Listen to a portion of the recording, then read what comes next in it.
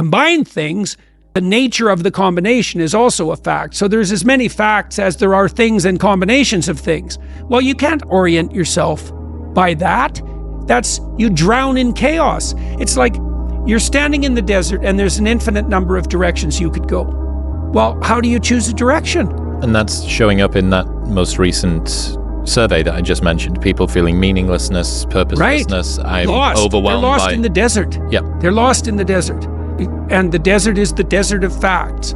It's dead facts. Especially given how few people can agree on, is this a fact or is this counterfact? Well, that's also a problem, is that it's not like the facts are necessarily self-evident. Some facts are, and I suppose to some degree what the scientific corpus is the elaboration of a set of incontrovertible facts.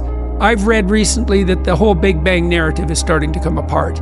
You know, that was a fact for a long time. Now, I don't know if that's the case. I don't know enough about it. But my sense is that the new discoveries from the Webb telescope have made many of the presumptions upon which the Big Bang model was based questionable. Now, I don't want to, fall down a postmodern rabbit hole, because although the issue of what constitutes a fact is a very complicated issue. Anyways, you can cut to the chase by pointing out that we organize facts in a hierarchy of value. And you see, the thing about, I'm trying to make this case in the book, you do this when you look at the world.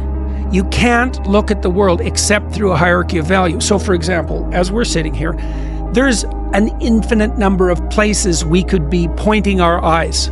Like I could be talking to you and looking at this little spot on the concrete floor, or the spot beside it, or the infinite number of spots surrounding it constantly, but I'm not. I'm looking at your eyes. Okay, why? Because I'm prioritizing them. So the fact that dominates in this landscape is the fact of your eyes. Why?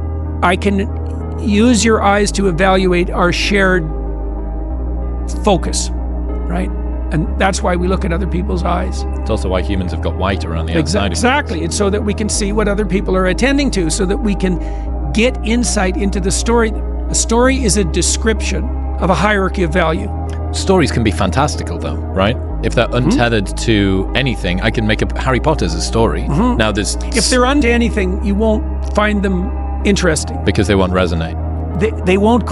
Yeah, they're tethered to reality in a very, very complicated way.